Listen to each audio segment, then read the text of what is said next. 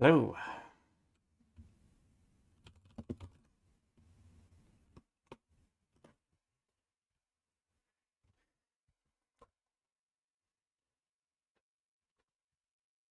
Wait for people to start gathering. And we can get into time travel.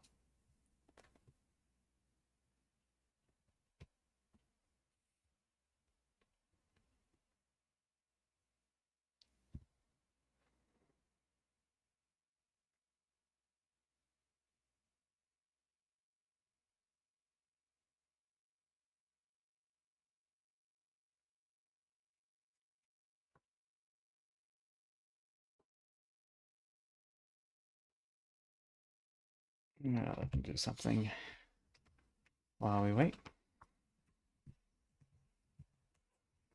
Just to make the VOD more interesting.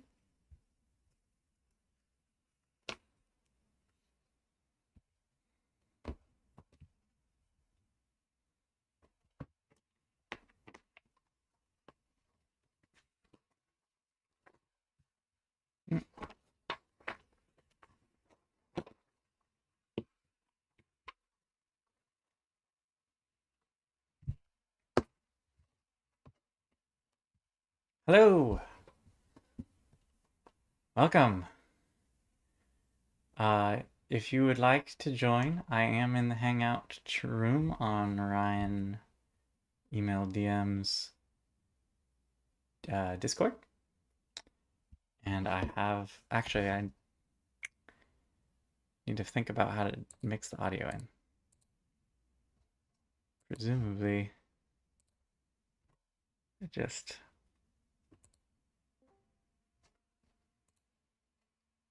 hello. Okay, yeah, I'm going to have to do some work to get the audio to go through.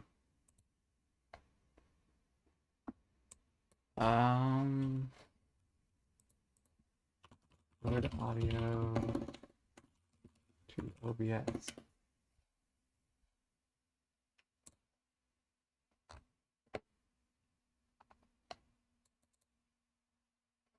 Well, I should be able to.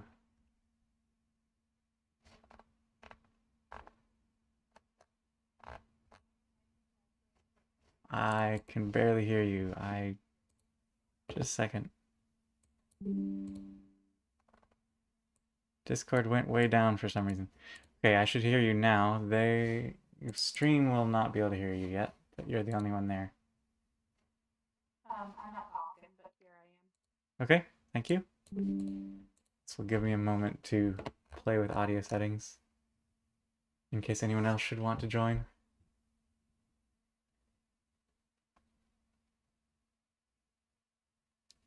Oh, I can hear myself coming through the screen. Okay. Delay. Yep. It's weird because I'm hearing you from now and 5 seconds ago. Yeah. Which is why I need to have it output to is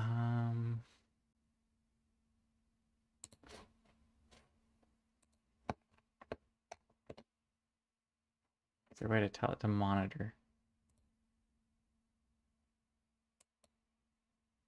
Yes, okay, so I just need to map it to a virtual audio cable, of which I have many if I enable them.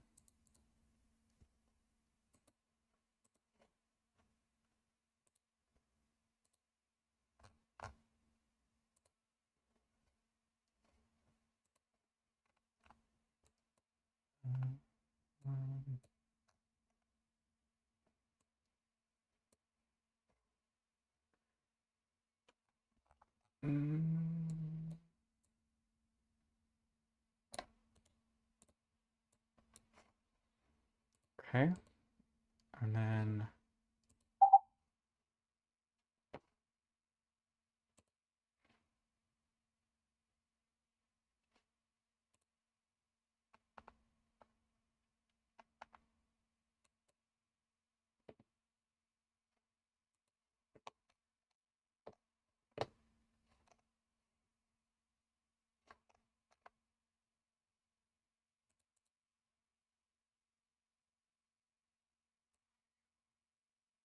quick capture.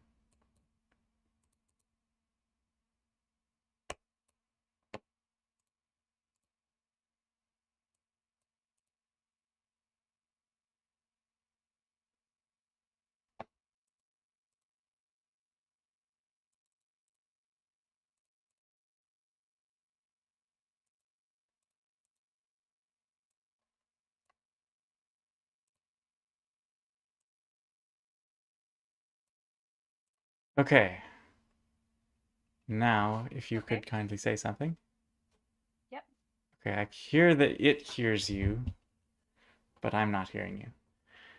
You're not So, hearing me? audio. I'm hearing myself come through your side very softly. Um,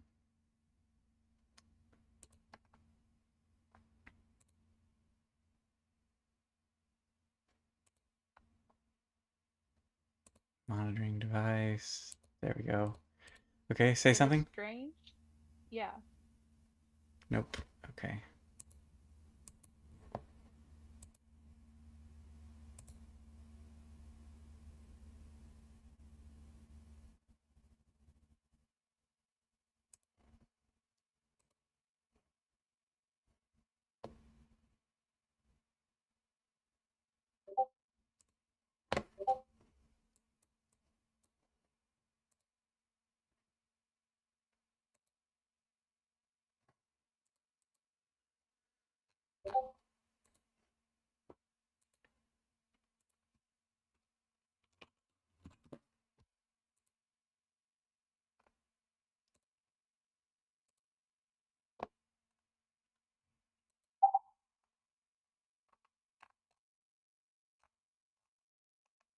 While he's trying to figure out what I sound like, or how to hear me, I can just keep talking.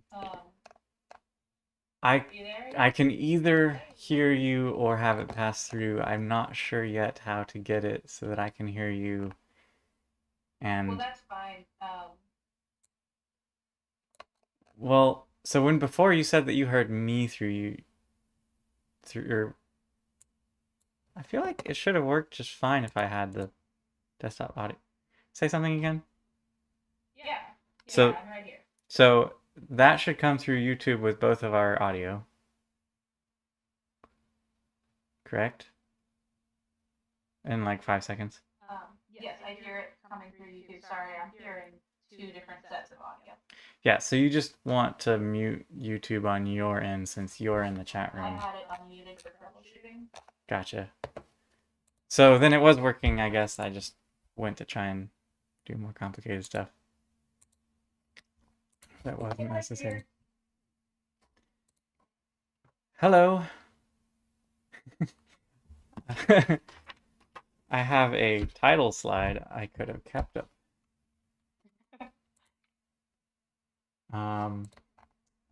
That already has the full content of my talk. Not quite. But yeah, I guess it's working. We might as well just start talking.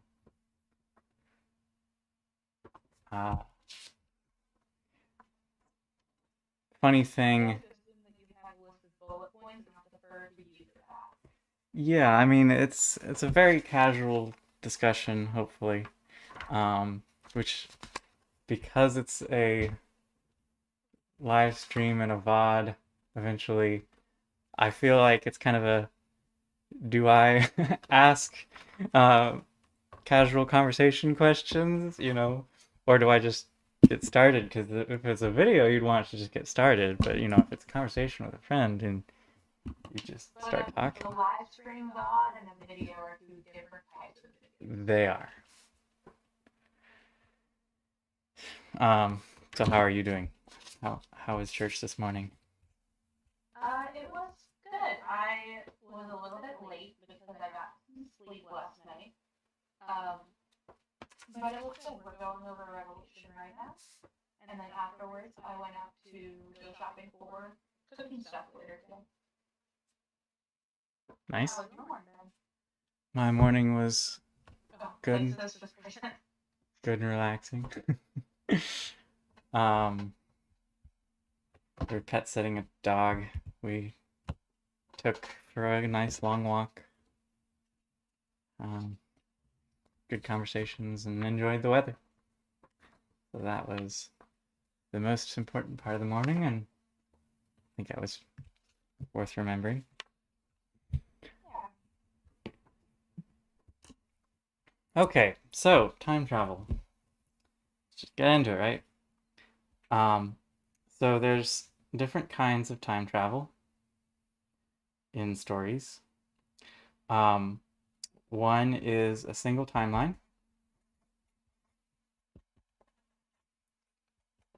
with um, fully consistent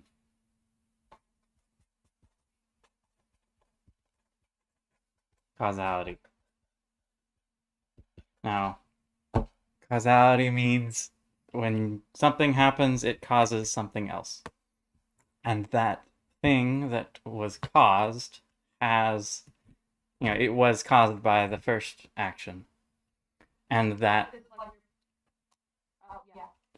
so they're chained together, action one caused action two, caused the next action. So there's some cause for what happened.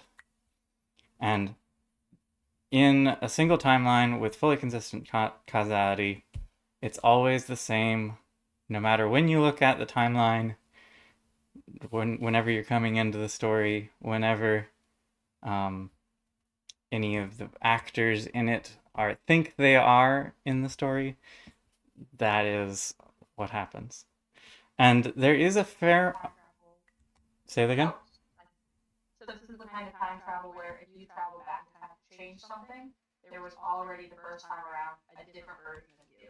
So you can't actually change anything. Exactly. If you were to somehow manage to go back in time and cause this one, then you still can't change the other causal links because that's what happened. So there is a single timeline of what happened. I would submit to you that this is both what we live in today and also the one in which time travel of any other variety than the kind we do every day is not possible. So you and I are time travelers. We travel forward through time. You can change how quickly you travel forward through time with relativistic effects. Going too close to the sun, things like that. But generally speaking, you move forward at 1 second per second through time.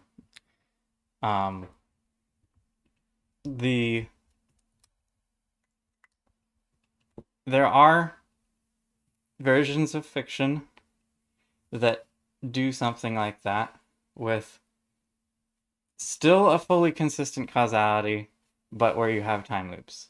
And these, I think, are the most fun for brain twisting. Because you end up with things happening before they happen in some ways. From your perspective coming into the story.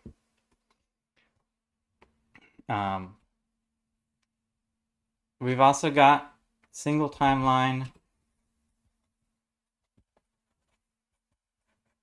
with time waves.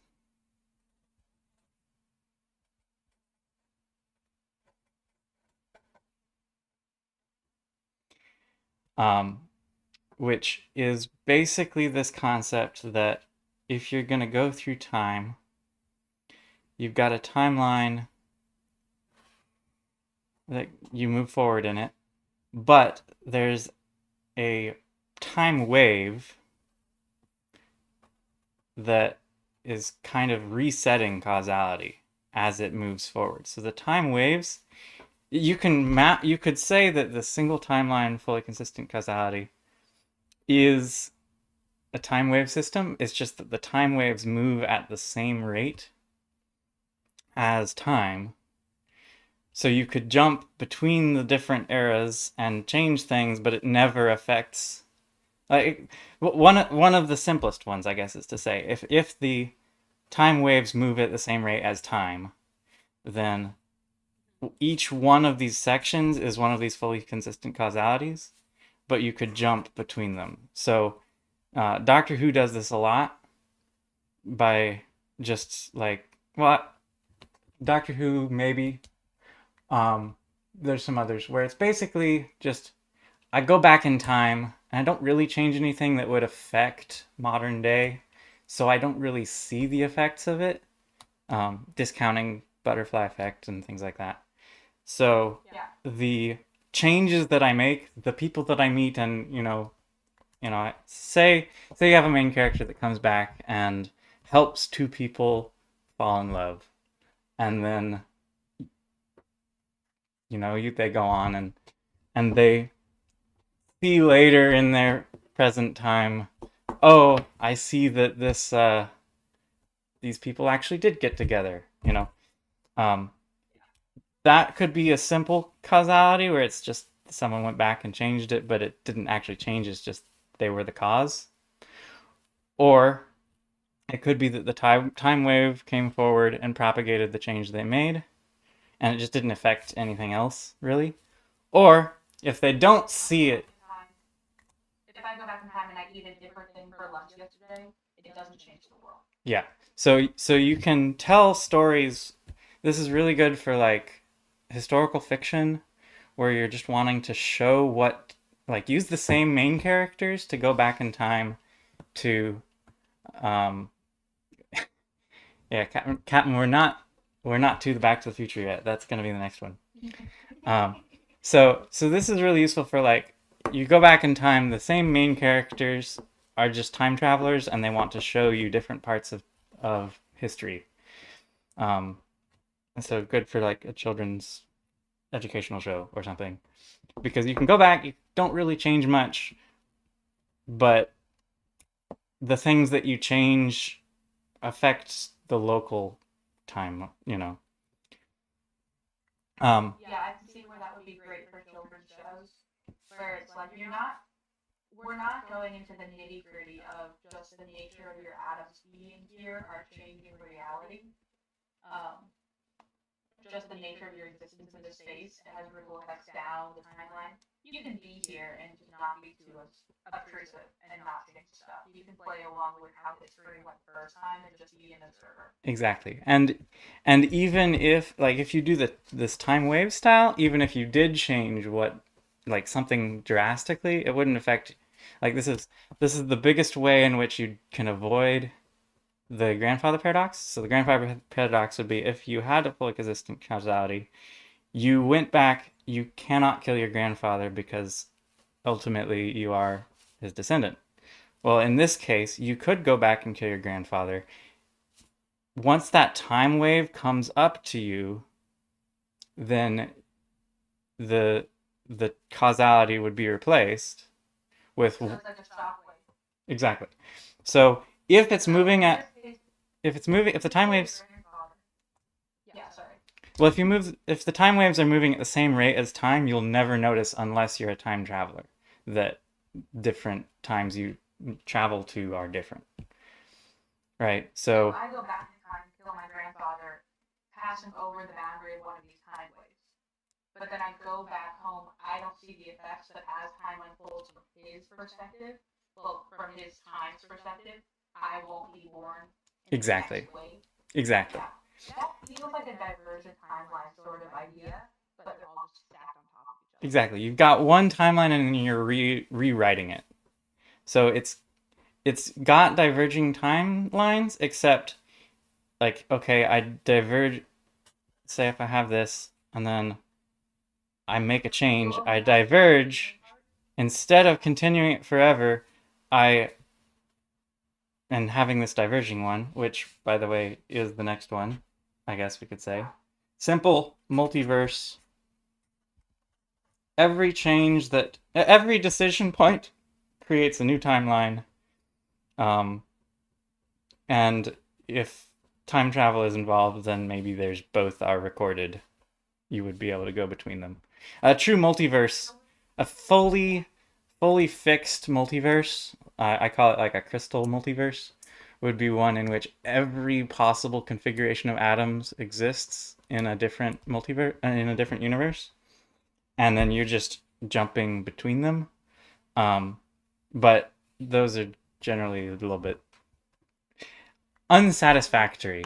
So a multiverse is usually, a set of timelines, and then they diverge at different points. So a if you do a time wave one, it looks a little bit more like, okay, it used to have gone that way, but instead it diverges, and then the time wave, and then we see the original one, if that makes sense. When you said this is like Avengers Endgame time travel, where they went back and they changed stuff, but when they came back to where they were from, things had changed for them. So theirs is a multiversal one where they a weird one where they hand wave it a lot. they did a very they almost did it consistently, and then I think they made a few mistakes. Unfortunately, people who are writing time travel fiction will switch between these, and part of that is just they're good at different plots. So if you want to have the paradoxical one, then you're going to be focusing on, oh well, this you forced this causality, and then you get to see the effects of that. But then you want to go back in time and change things. Well, okay, it's more fun to have a multiverse or whatever. The time wave one here is, so actually there is one more, which is the mixed multiverse and time waves. And this is what Back to the Future has. Basically, they started doing that. They had a single timeline, consistent causality. They were having fun with that. And then they added in time waves, and then they added in a multiverse, and they just, whatever was fun, they started doing. And then they were like, well, how does this work? And so then they made a time travel system that incorporates all three. So their system is something to the effect of, when you make a decision, it branches. If it's an important decision. Writer's prerogative what important decision is. In the case of Back to the Future, something like getting married to the different person. And then if it's not, it's affected by time waves. Well, I guess so if it's really important, basically. So the base system is time waves. And then if it's an important change, this is where the term ripple effect comes. So a ripple effect, which is, I'm thinking... Big things like Marty's mom marrying Biff is a big thing. Exactly. And his dad dying. But small things like Marty making a reference to Calvin Klein in the 50s, and now Calvin Klein doesn't get to use that name when he gets famous later on, is a little. Yeah. So the ripple effects are where you've got these now divergent timelines. And I guess I turned 90 degrees. Sorry. You've got the divergent timeline, and then you've got the time waves, and this kind of affects, with a ripple, what happened in this timeline. So I think the term ripple effect comes from, well, no, it probably doesn't come from them, but they certainly use it. Yeah. But basically, it allowed them to have the time wave comes at a faster rate than time to start erasing things in their timeline. So Marty starts disappearing when the time wave catches up with his birth. It disappears from it, like when it catches up to when the photo was taken of him, he starts disappearing there, right? Or his brother disappears and things like that. No, it starts from birth order because his older brother starts disappearing first, and then his sister, and then. Yeah. Okay. So, but the photo was still taken. Yes. So, the inconsequential decision to take a photo as a family was there, but the ripple effect had affected their the makeup of their family. And if the time wave was still catching up, it would have to catch up with their births and their existence before it gets all the way to when the picture is taken. I think something similar to this happens in the Wizards of Waverly Place movie. If Okay. you've seen that, I have not. probably haven't. I know it exists. It's a very similar, oh no, our parents didn't get together, now we're not going to exist anymore sort of plot. Yep. The so fun thing about time waves is that they're consistent enough, like because each one is its own causality. If you jump to the point of the time wave, basically, like you could have a time travel machine that only lets you jump to specific points, then you can actually, it's consistent enough, you can actually make a video game that lets you do time travel in that way. So there's one that I'm aware of called Acron, which is actually a real-time strategy game that one of the things you can do is time travel. And so you have this timeline at the bottom of your screen that you can jump between. So I thought that was kind of cool. You jump from place to place, and things that you did in the past will change how it is when you get there in the future. Well, the time wave comes by and erases whatever you're doing. So you could start building up a giant army, and then your enemy sends someone back to destroy your base, and then the time wave. So you've got a big army that's you go and fight their base, and you've got a big battle going on in this slot. But then in this slot, you've got their assassin came, and you need to try and defend against their assassin. But if their assassin succeeds, then when that time wave comes across, you no longer have your army anymore. So like the gimmick of 5D chess with multiverse time travel, where you have the different phases of the game that you can go back and forth between. Yeah.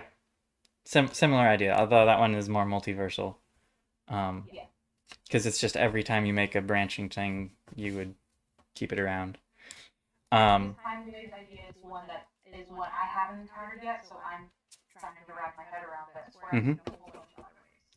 Yeah, and one piece of fiction that I've read this one in called it a this is kind of why I started drawing it this way, is they called it a corkscrew. And so you can jump, you've got the time is like, say you've got that is your line of time equals now, that you can jump up and down on it, but you can't go around it, other than just the corkscrew moves as you moves the ball up the pole.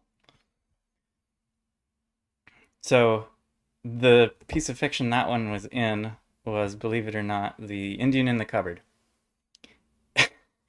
I read the books that follow the original book, and it turns out to be a time travel scenario, not just, oh, we animated a toy figurine into an Indian.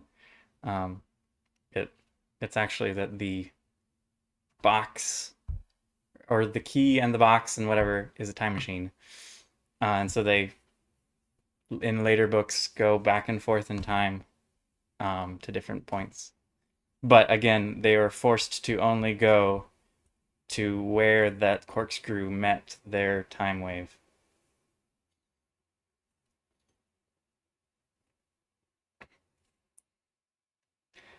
Um,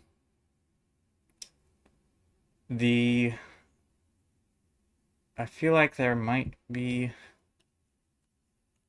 one more, but I'm not sure. Oh yeah, that's what it was. The final one, and this one is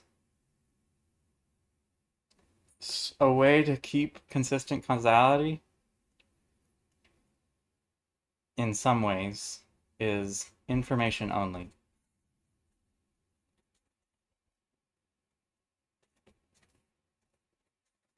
So this one doesn't have um, the timeline as much. You really don't have a timeline because you don't have causality that you're changing or keeping stuck in a way, because you don't actually get to send back matter other than arrange, I guess, the information. It'd still be affecting matter in some capacity, um, but this is going to be things like time loops, or like Groundhog Days, and Okay, where everything resets when you go back. exactly. So someone is, if you're time traveling, you remember what happened, so that information gets sent back to the past. Yeah. But otherwise, everything else is, you know,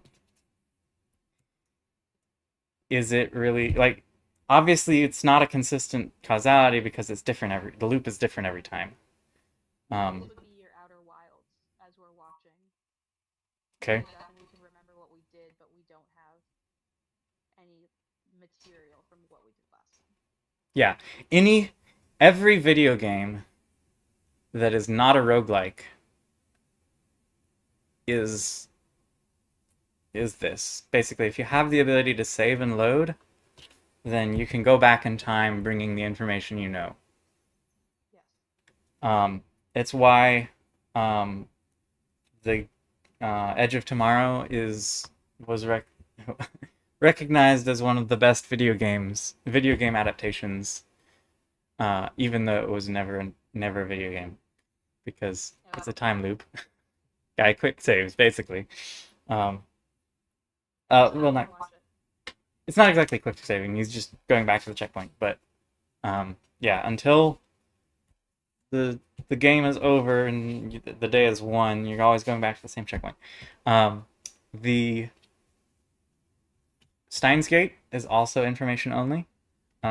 You can send a text back to the past, and eventually he figures out how to send himself back to the past, basically do the time loop, but he's intentionally set up the machine so that he gets reset, keeping his knowledge. I have seen the Lake House. That's also information. Mm-hmm. And a little bit of time waves, sort of. Maybe? Because you got the two parts, right? You're jumping between them. Yeah, so she's exactly 2 years ahead of where he is. Yeah, so it would be time waves because what she sees at the beginning is not what happens at the end. Yeah. She sees something happen in her time, and then 2 years later, in his time, something else happens. And then another one that's information only is Your Name, the anime movie. Yeah. Very good. Oh, so good. That's one of my top movies. Yep. So, now one thing that's not covered by this is structure of timelines. But the other dimension of time travel, which you could say information only would fit under here, is how the characters are able to go through. In fact, I almost would say this belongs only in this section. I'm not quite sure because you still have the timeline structures. So maybe it's just always reset.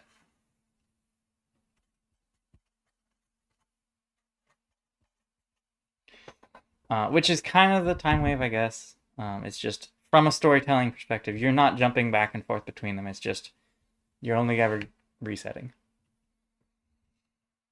So we'll draw that as like that. So you've got information only time travel. And then you've got jumping. So this is Back to the Future. Once you get to 88 miles an hour, you end up at the time that you set the machine to go to. This is most of the information only ones because you just immediately end up at that beginning. But you're physically coming there, so I guess that's the difference. The Information is like your consciousness is sent back, but your matter stays. exactly. But jumping would be like Back to the Future, or any of the multiversal ones. Generally are going to be you're jumping between timelines. Anything with a time machine. No, not everything with a time machine. No. Because the other one is just velocity change acceleration in the time dimension. So basically, my previous talk was how you can have, I demonstrated that at the end there that you could have a noodle that went back in time and then ended up with a doppelganger because that noodle was consistently through both, turned around and came back. And so it didn't jump. That doppelganger appeared, but not because at the end they decided, I want to be back there, and then just kind of end it there and then appear at the beginning. You actually turn around and see time go backwards. This is what Tenet has, and this is also what The Time Machine by Jules Verne was. So arguably the first time travel story was this velocity, this acceleration in time, and with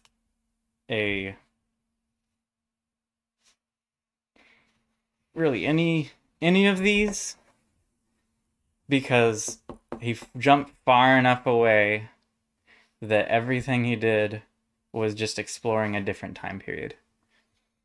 I would argue that if single timeline fully consistent causality is the most mind-bendy type of timeline, then velocity change is the most mind-bendy type of travel. Yeah. Because you're seeing the effects of a decision that you haven't made yet playing out. Well, you can still do that with jumping. That is essentially Bill and Ted's Excellent Adventure. They get into the phone booth and they do see their future selves. They see their future selves, but they don't ever see themselves going backwards. When they go backwards, and we can say the same thing. Doctor Who, when you're going through time, you're in the wormhole. The only thing you can see out the window is psychedelic colors. Not so with a velocity change that's part of the story. Tenet does that. Because you have people going backwards through time. As you witness them doing the actual traveling. Exactly. It blows up your mind a little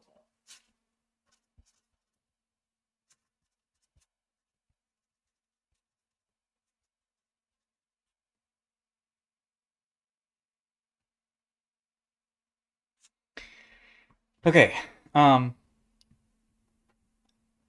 I would argue if you can, like, it's kind of absurd to say that any time travel beyond changing how fast you go forward is physically possible. But if you're trying to get to the closest to something that sounds physically reasonable, then you either stick with information only, because then you're not inventing matter, or you're going to have to do the velocity change and go backwards through time. Because then you can have your matter go through it. Now, there's a lot of ways to do that without actually seeing yourself go back through time. Basically, get in a box. You could see the psychedelic colors outside if you want, or you could do primer. Primer, they're stuck in the box the whole time they're going backwards through time, but they are in that box. I was gonna say primer as well.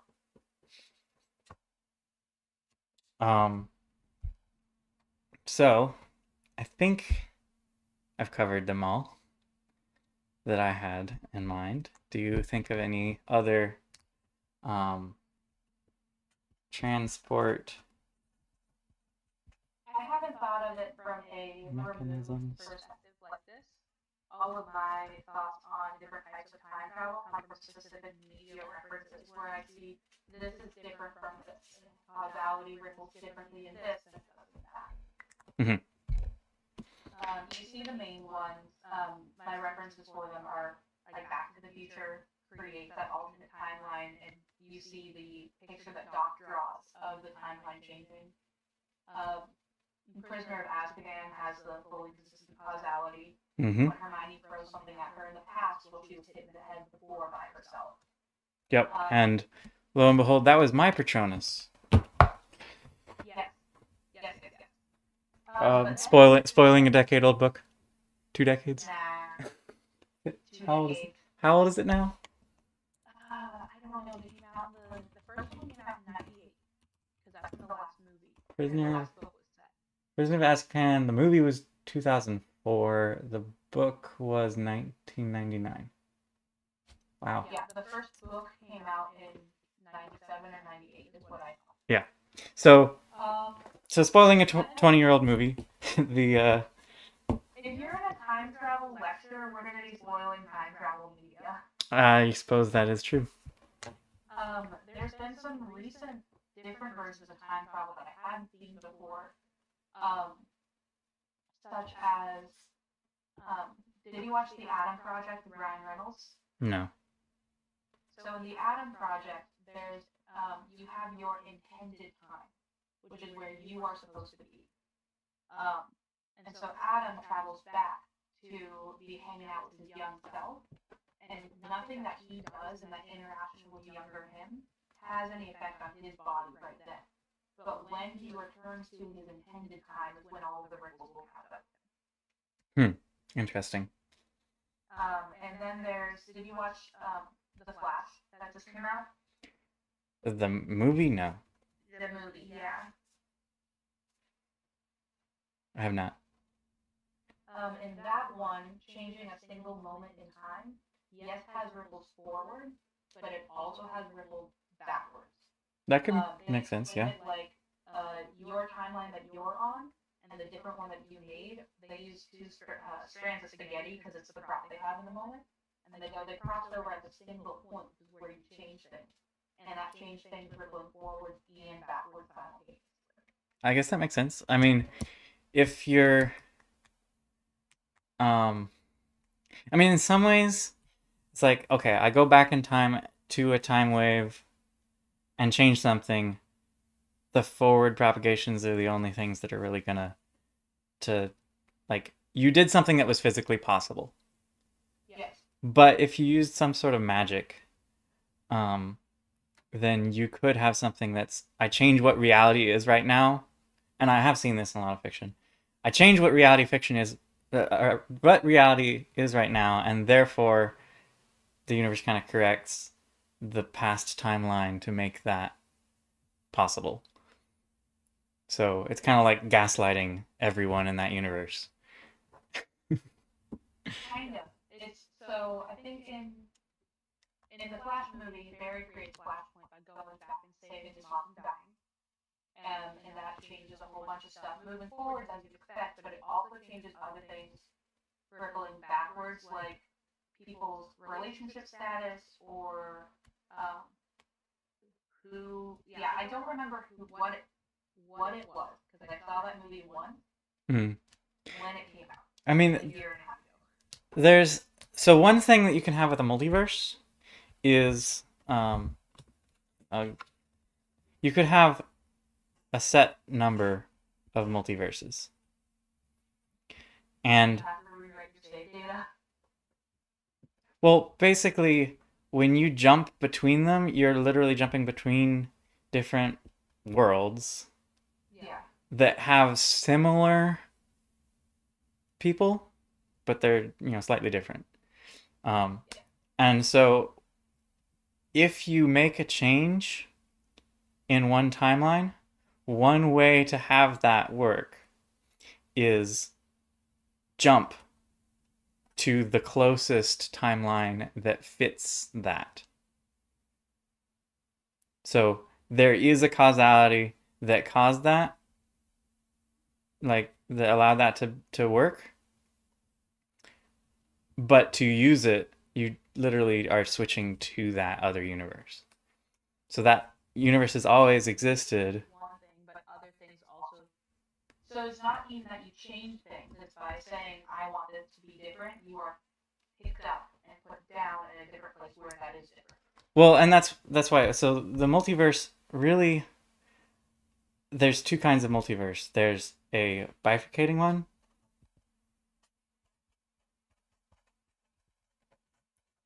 and there's a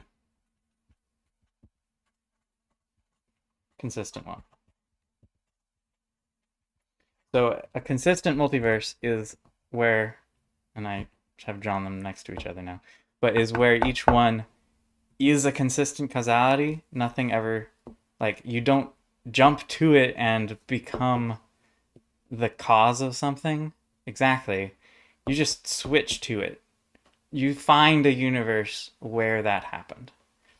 Um, so one, so when you start, especially when you start doing magic and you're trying to change reality in some non-causal way other than I did magic, you can start to do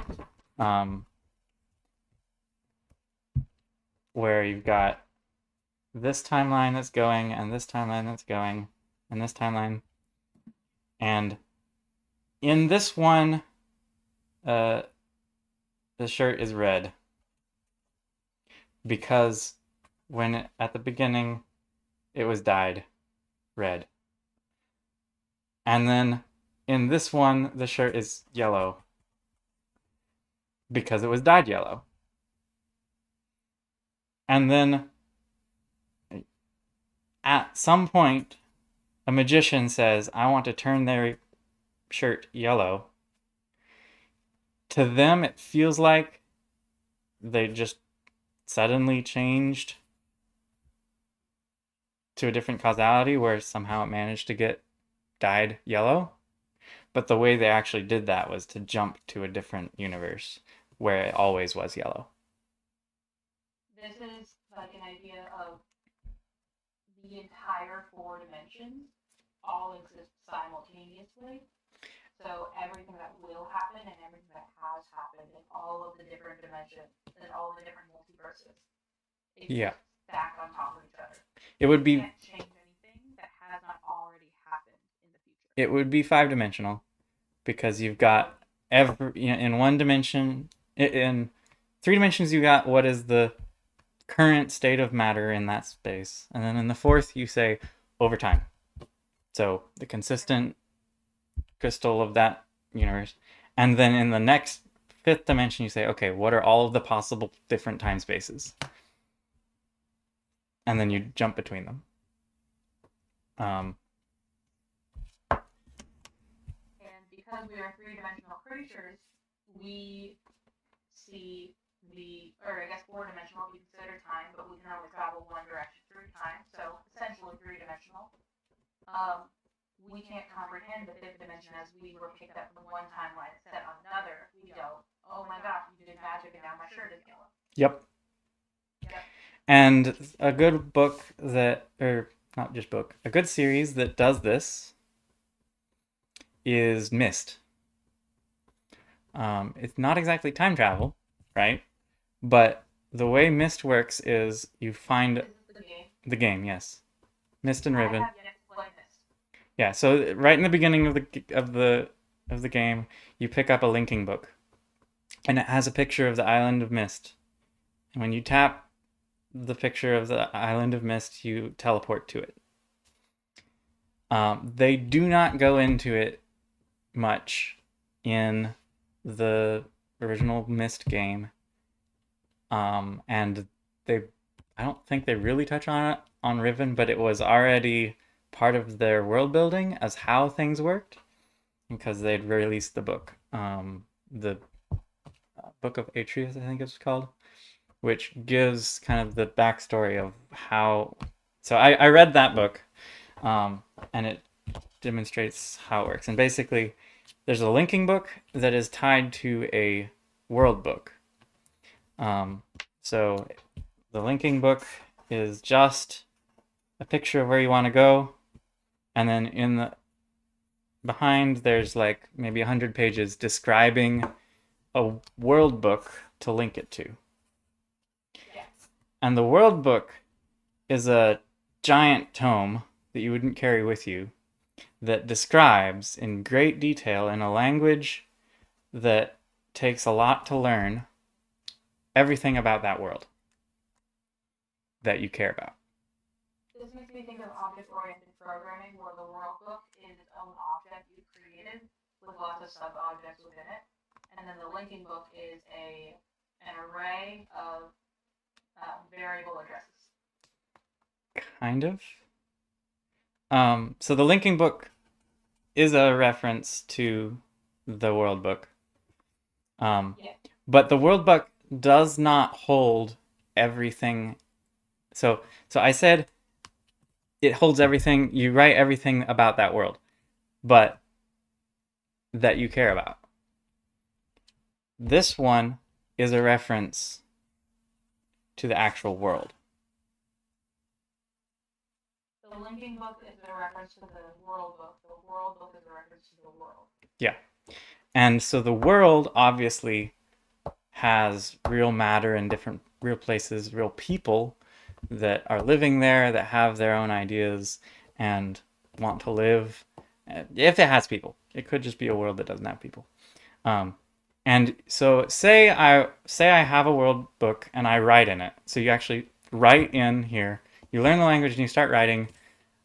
This world has red sand, 2 suns, and the people there farm moisture, right? Now that sounds like Tatooine, right? It could be Tatooine that it points to. It will pick a world, but the thing is that world's timeline has already existed. You're not creating the world, you're just basically writing a search for it. Yeah. And then you take your linking book with you. And the reason that you want it to be a separate linking book is you can actually carry the linking books with you. You can have a linking book to home. So the island of Mist was Atreus's home world, and he always brought his Mist book with him. You find his Mist book because he got trapped in a different world, and so part of basically the plot of the original game is to save Atreus. But the point is, this world has existed. It has people on it even. And the plot of Riven and whatever is that one person who was writing these books thought that they were creating the world, that they were the god of that world. But they weren't actually creating it, they were just finding a world that met all the criteria. Exactly. And a poorly written world book is not necessarily going to find a stable world. So Riven is called Riven because it literally is torn and has earthquakes, and the people on there need to be evacuated, basically. And so it becomes a prison. They put the person who thought that who was overreaching their power, basically.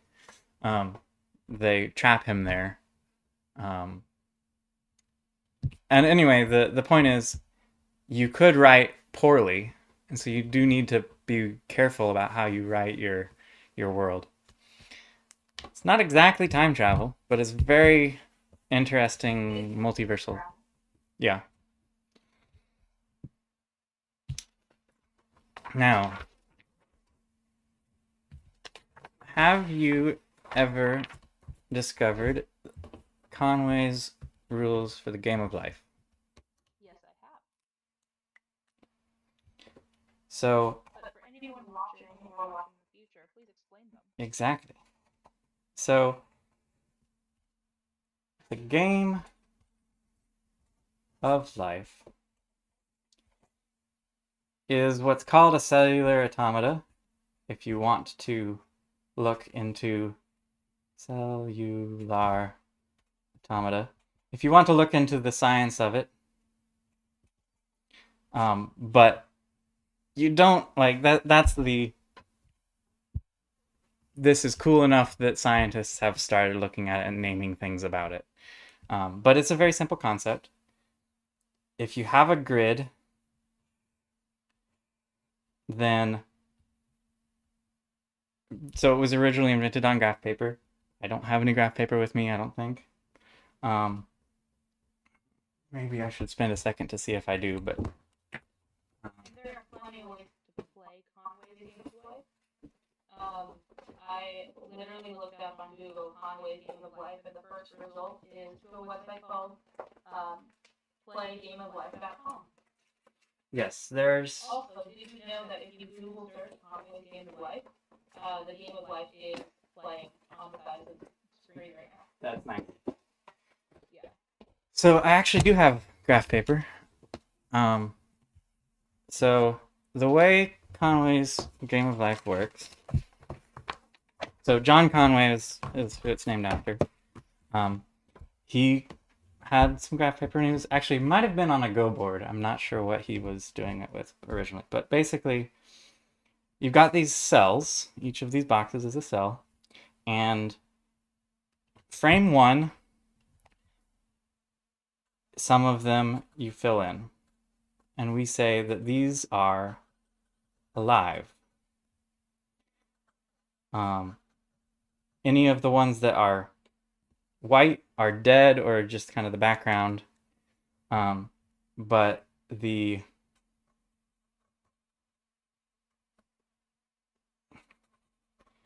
it's just black and white.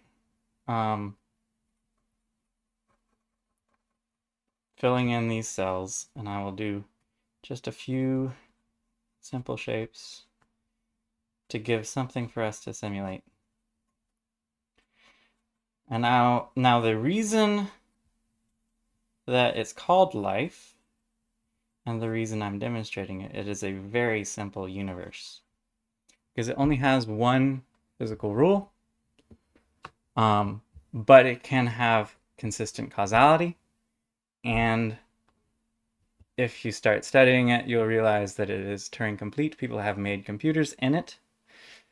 So in theory, if you had an infinite field of Conway's Game of Life and a intelligently designed structure, or literally a random set that is chosen among more than could possibly ever be in a universe, right? More random choices. We're talking 10 to the uncountable number of digits, probably. I mean, countable, but you know what I mean.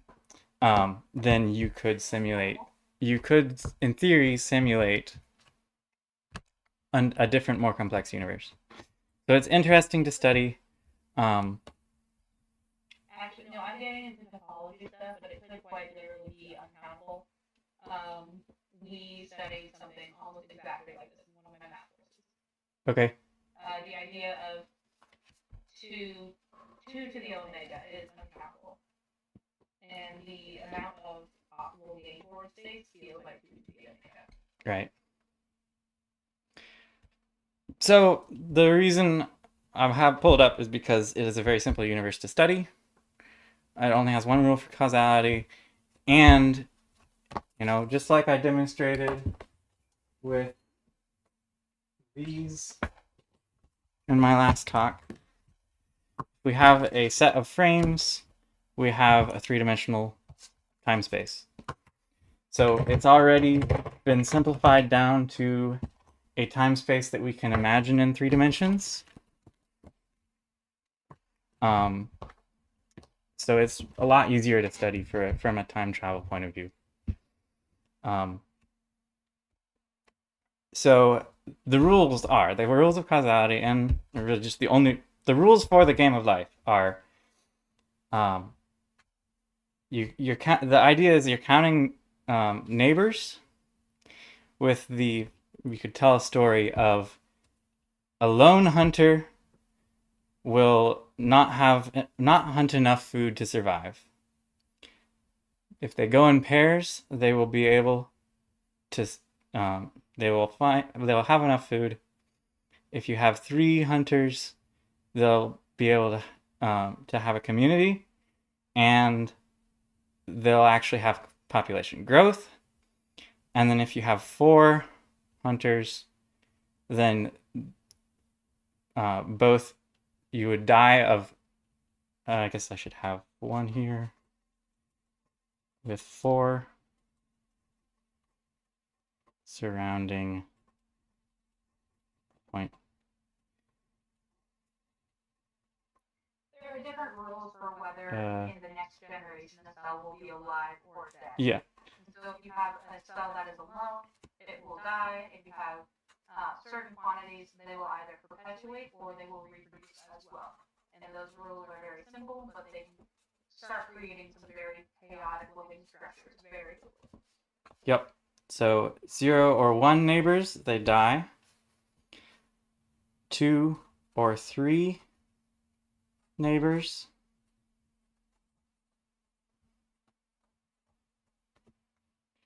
they come to life. Or they live, they stay alive. 3 neighbors, and this is the special case that really from which everything explodes. They become alive,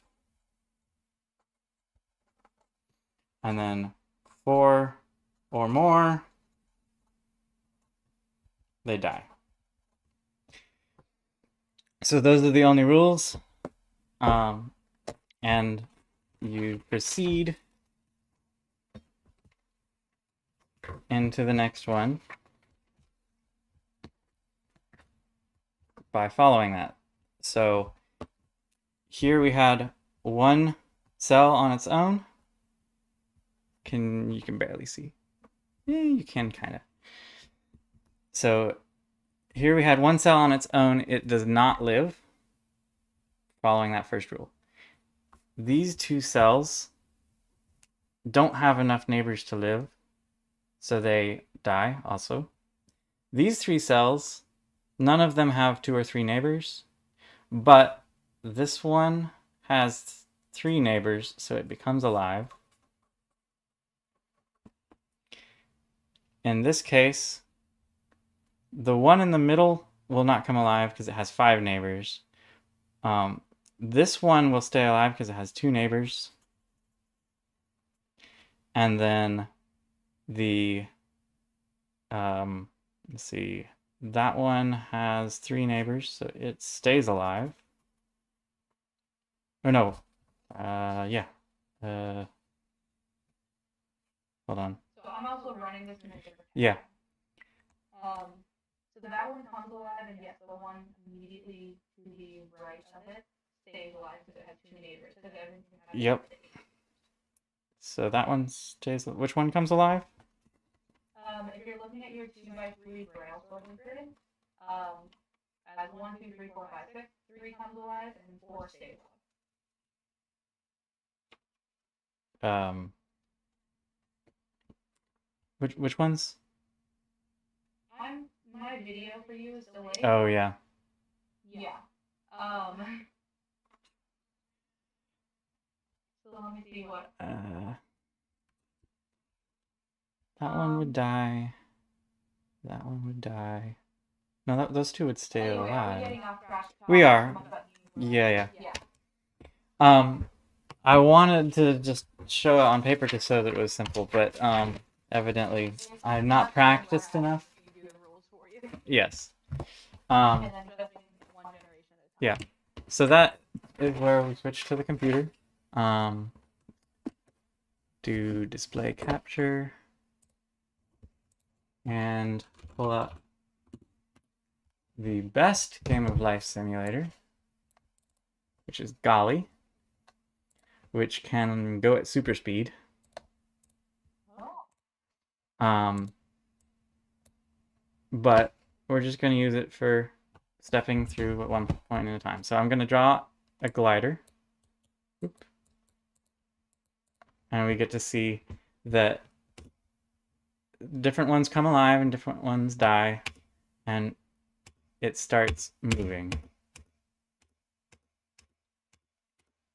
And because it moves until it hits something, and that killed it, I really say that yes, these little cells are kind of the base building blocks. Really, the gliders are what cause this to be so amazing. And if I could, I would turn this 45 degrees, because motion, like basically the photons of life, go at 45 degrees to the grid. Now the reason I'm pulling this up, the unanswered question of why are we talking about this?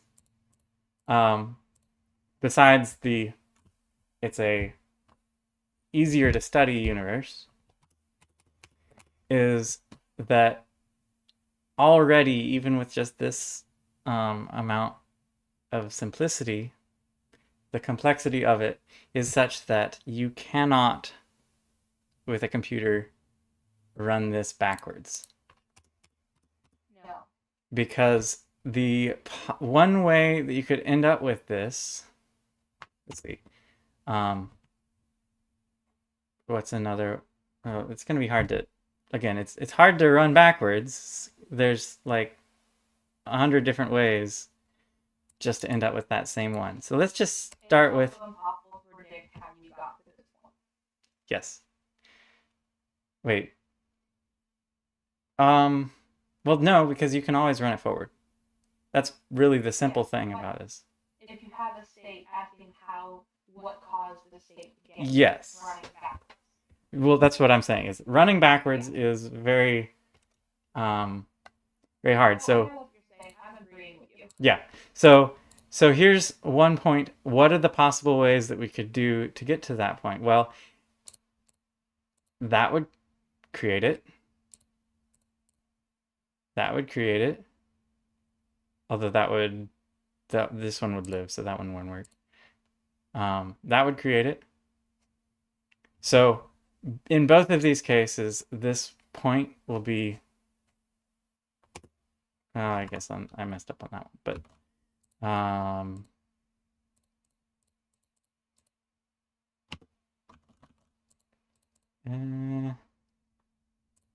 here we go. Move that up one. So in both of those cases, it ends up with the single point. So you don't know which one of those created this, and that is, there's only a few of them. There's many more that would do that. And it's been proven to be what's called NP-complete. So if you do any sort of computer science studying, eventually you hear those terms, and basically it says the computation required to simulate that goes up so extraordinarily quickly that no one could simulate it.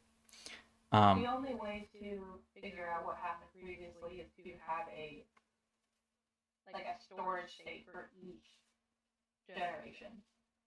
Yep. And then you're not calculating what happened previously, you're just pulling it out. You're just remembering it. You're going back in time to the consistent part of the timeline that you had already seen. And this is where the storytelling starts to come back in. In theory, either of these, it's not really just in theory, either of these could have ended up with this result. So if you're looking at this, you don't know which one of these did it, which one of these it was. Which means if you were to go back in time, you could go back to either of these, and from the reader's perspective, it's still a consistent timeline. So you don't have to figure out all of the different possibilities for what could have happened in the past. You can just start telling the story that you want that ends up with this. So if you already told them, hey, this, they get a phone call from their friend, that's something that happened at this time, and then they go back in time to cause it, then you get to come up with how you want it to be caused. Does that make sense? Yeah. As long as the phone call still happens, it doesn't matter what fell in place to make it get there, the timeline will not be broken. Exactly. So I started into this discussion, and not just this discussion, but this study of what about running life backwards, because that's actually time travel that you could, in theory, start to wrap your head around, because it's a 2D, it's a 3D time space, and easy to simulate the whole universe with your own initial conditions, and yet it's difficult. But in theory, you could start to understand it this way. That's how my mind works. That you could start to think about it that way. Now, the solving it is still possible. There was a recent YouTube video that, very timely, like it was a couple days ago, I saw it into my feed, about running life backwards. And I'll send the link if you're interested. Absolutely. Because there are other NP complete problems that are similar, and they're all logic problems, basically.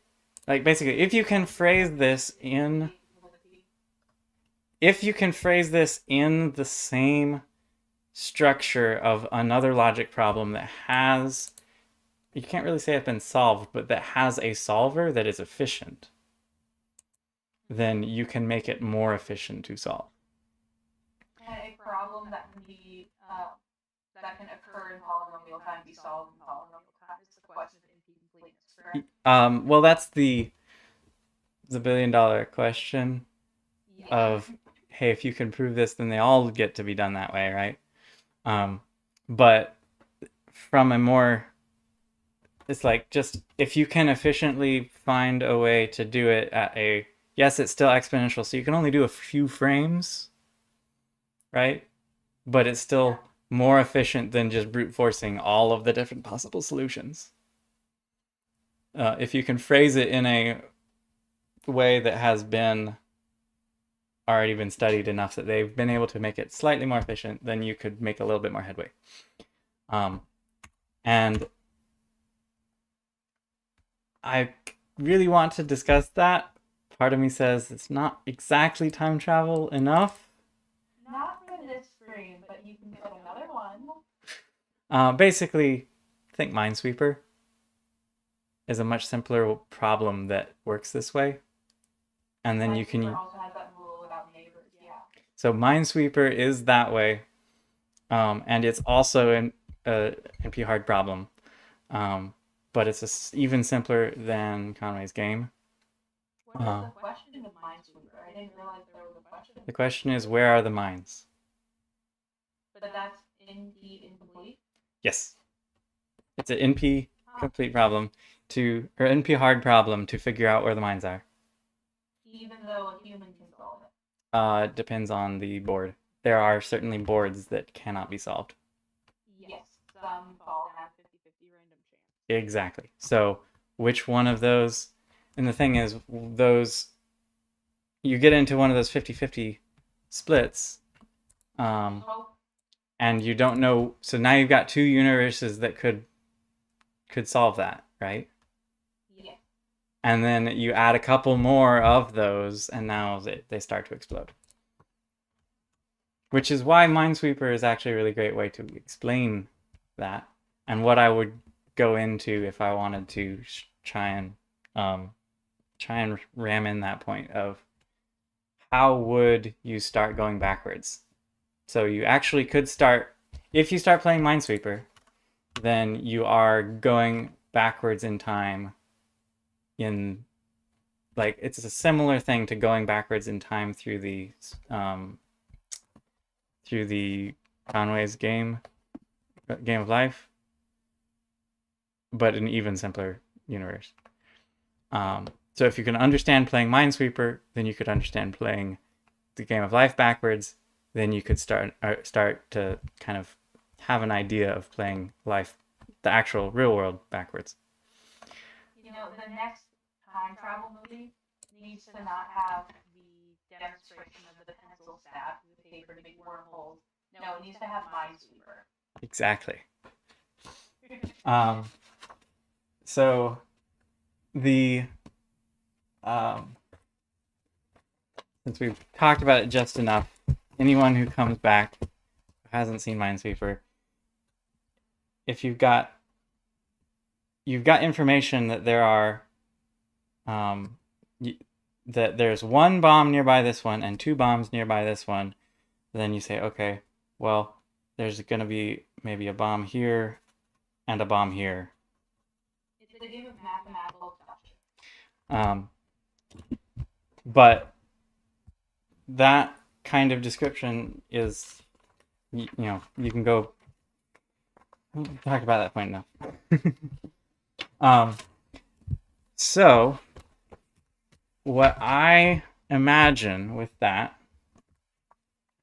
this is why I said it's discussion, is because this is where I've started thinking on this, and I started thinking about it like 10 years ago and haven't really delved into it, but started thinking about, what if you had this game of life, you're going forward.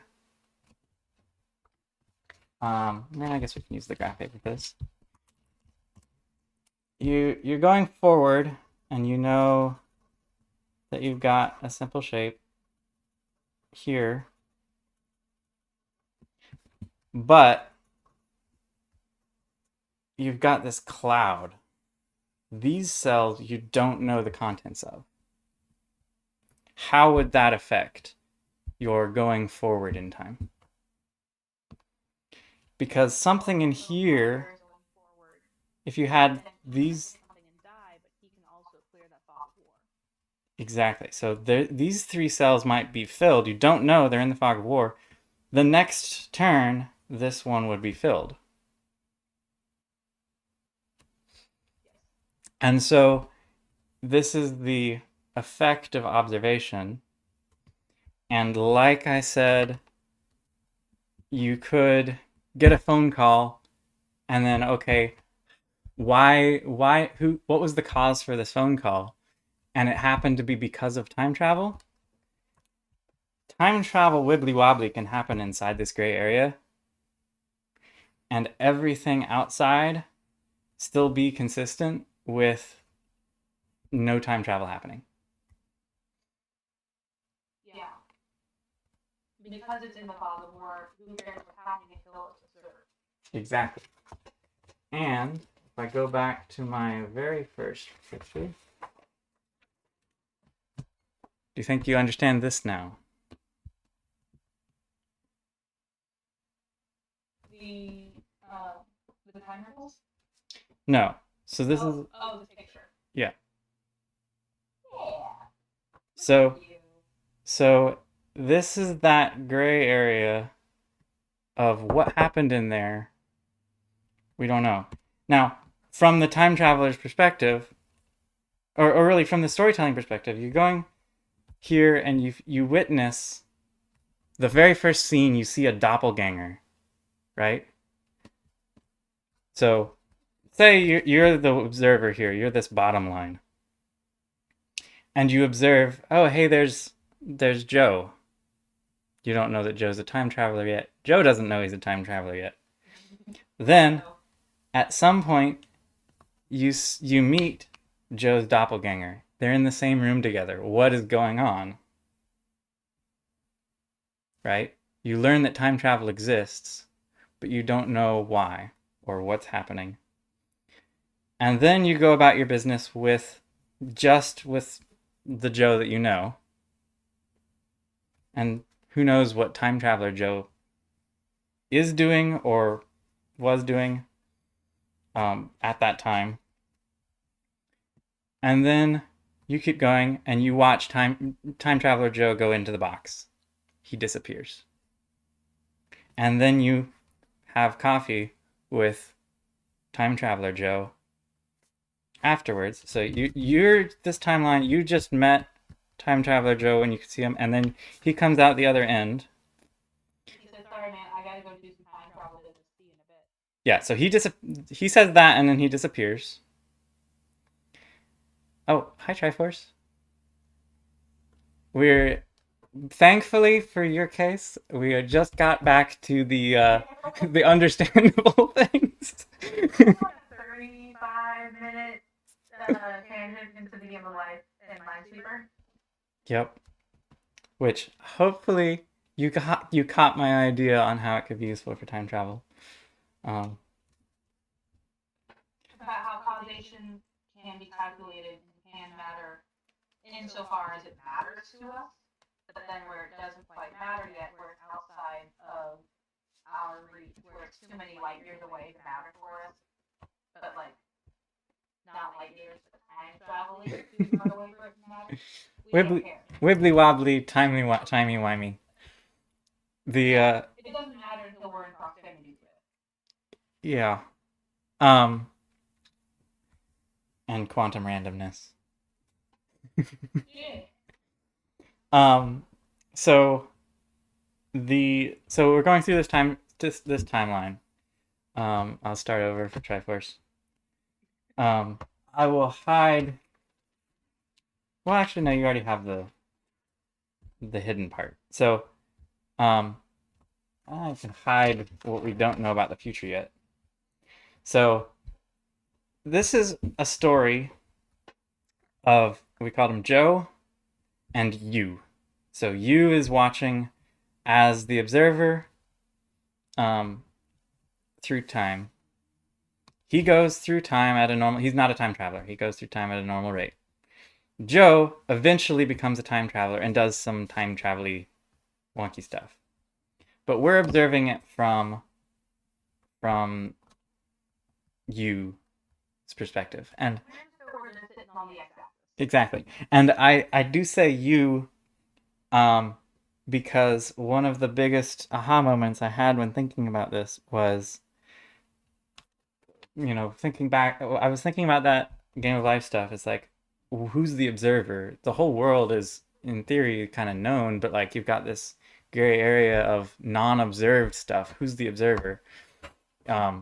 You could have a rule that's just like every person or every mammal or whatever, everyone with a soul is an observer. Or you can, for storytelling, and this is the aha moment, for storytelling, only one person is the observer, and that's the reader. So you don't have to worry about any causality that the reader doesn't see. But oftentimes you have a point of view character, they can follow along in the same capacity as the viewer. So that's why I say you here. So you see Time Traveler Joe. So he's not Time Traveler Joe yet. He's just Joe. I just got a bleep. Someone say something? Okay. Ryan doesn't want you to use the notify live. Yeah. I wondered if you might think that. He had told me before that I could use it, but I wasn't sure if that was going to be a problem.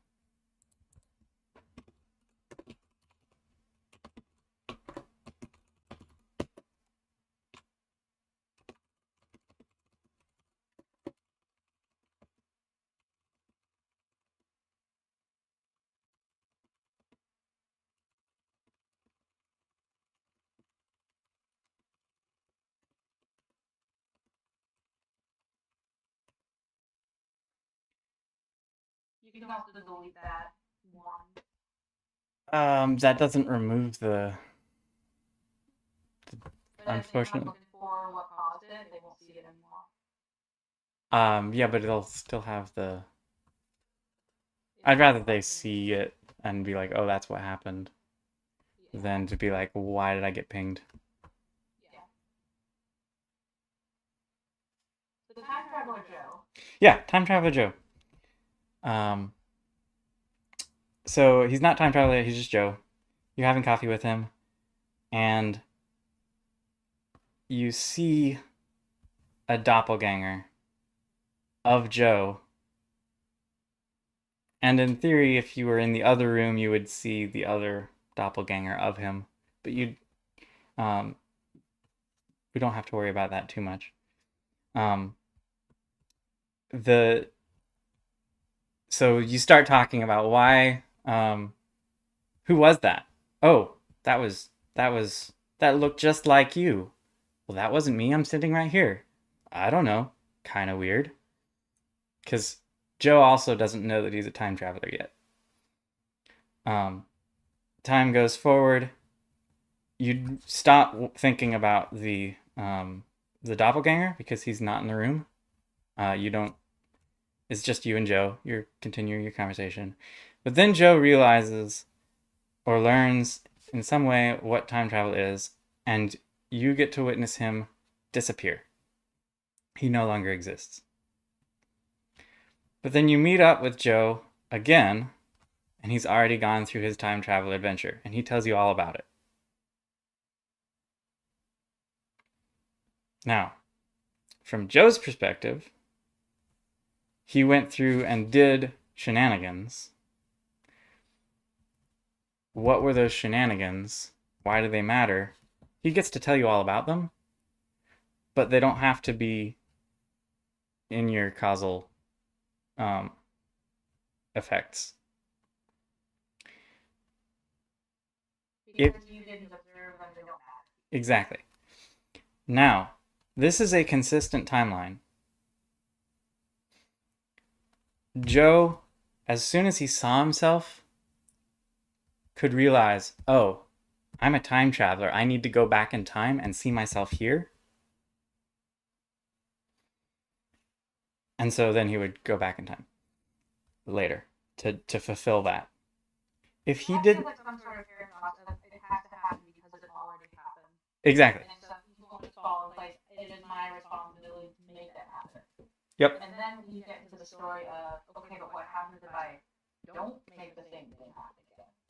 And that would, and if you keep a consistent universe, it just gets harder and harder for the universe to keep things together, because you give it nearly impossible things. It will start creating matter and to make things happen.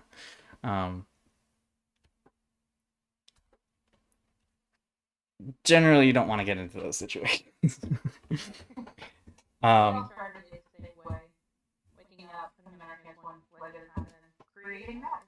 Yep. And I've said before, I think in another stream with Brian, that one of my favorite concepts of time travel was the person who went time traveling and knew he time traveled So here Joe saw himself time traveling, knew that was him. Then he knows that he has plot armor for the rest of this. Yeah. And Well, if he knows what kind of time travel is happening. exactly.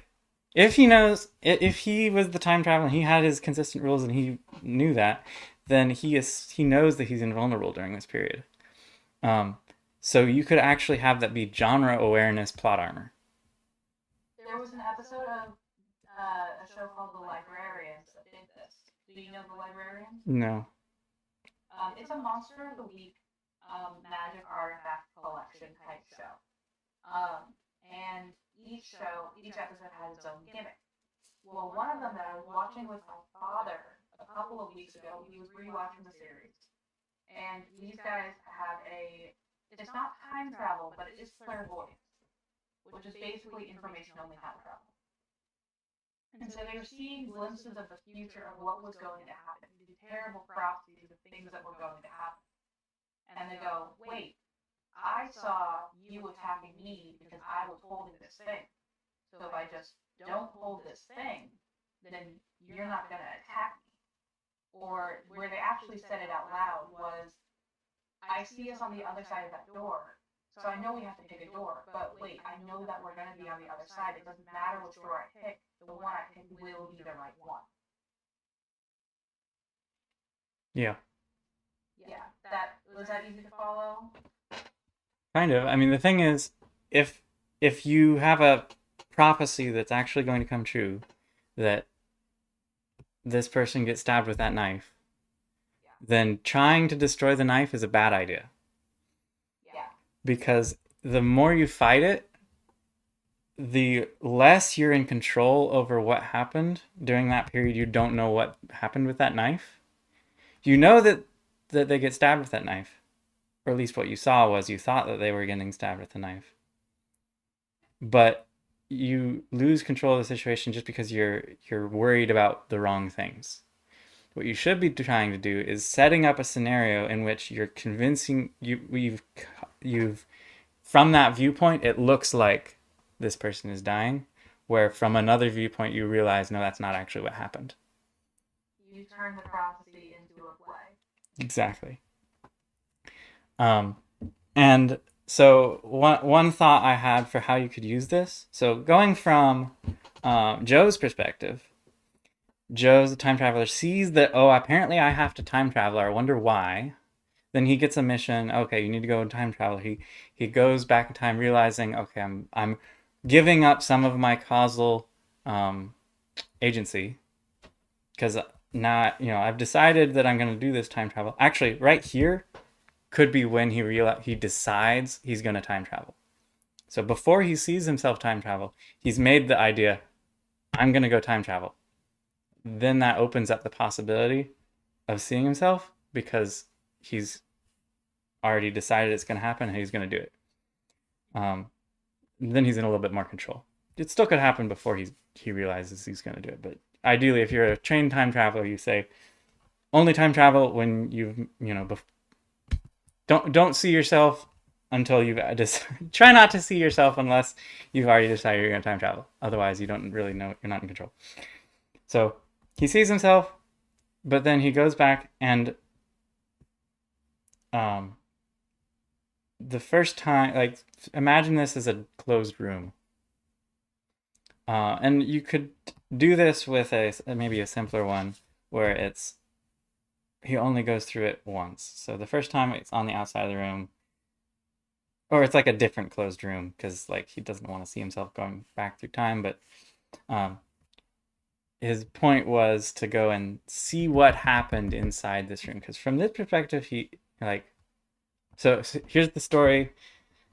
Joe hears that the president was assassinated inside the closed room, but no one knows what happened in the room. Joe's a spy for the agency trying to figure out what happened. He's like an investigator. So he goes back in time and goes into the closed room and witnesses the assassination. That could be just for information gathering, But if he wants to make a causal change, as long as what's known at the, you know, this is where they hear of um, the assassination,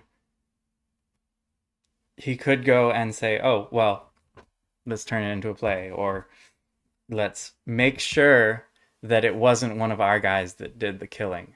So he gets there, he finds that Where truth is subjective and it only matters if it's observed.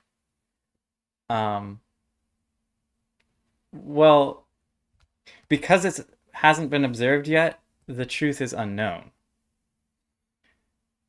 So they're trying to figure out what was the like he's in court, and there's two witnesses or two suspects to the murder.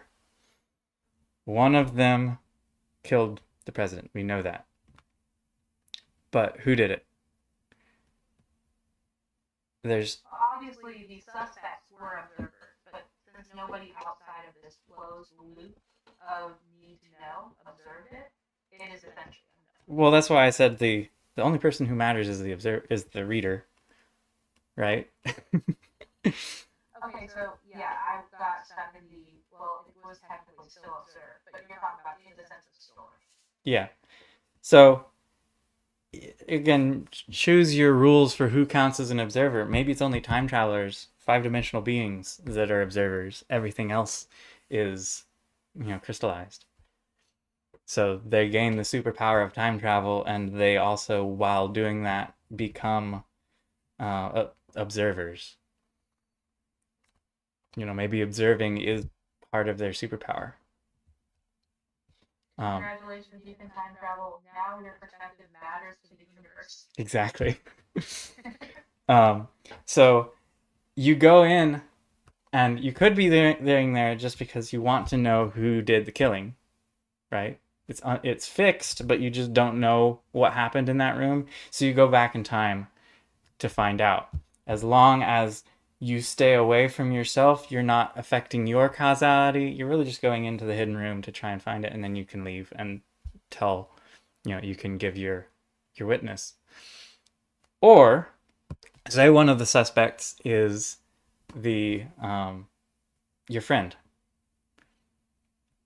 and you're like, you didn't do it, did you? Well, and then they're silent, and they give you, like, you can talk to them, and they could even give their point of view, but as an observer you don't necessarily trust them fully, right? What they say is still causally possible based on what they thought they saw when they were in the room, or maybe just you're only observing what they told you, and that's the only thing that matters, is this is what they said. But you go in and you try and fix it so that the other person, who's an evil person, is the one who actually did the killing. Now, that's a really interesting moral question. But someone is going to have killed him. You're really just there to stop your friend from being that person who did it. If you want a story on, okay, somebody died because of time travel shenanigans, and we're not sure what caused their death, and it's kind of a time loopy death, I recommend my favorite time travel, one of my favorite time travel stories is a podcast called Ars Paradoxa. I can type it out. And there's an episode in season one called Bullet, and it's about a solving the mystery of a man's murder that was caused through time travel. A gun was shot backwards through time, and so they're trying to figure out who shot it. Mm-hmm.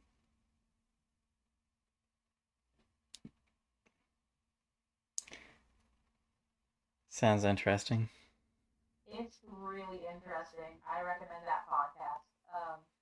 Its time travel works in, if you think about the idea of space time as a sheet of fabric and a bowling ball weighted in the middle is something that you would fall towards, there's a specific point in space time in 1943, I think it is, in Philadelphia. And so all time travel can only pick you up off of reality and have you slide towards that point, at which point it drops you back down. You can only time travel backwards. You can't go forward. Um, Eventually, they have another guy whose whole job is to be stationed outside of space time. Um, Looks like sorry. Eventually, there is a guy whose job is to be outside of space time, and he receives information from the ether and can somehow communicate with you where you are. That gets a little bit wibbly wobbly, but the rest of it is pretty grounded, I'd say, as far as time travel stories can go. Hmm.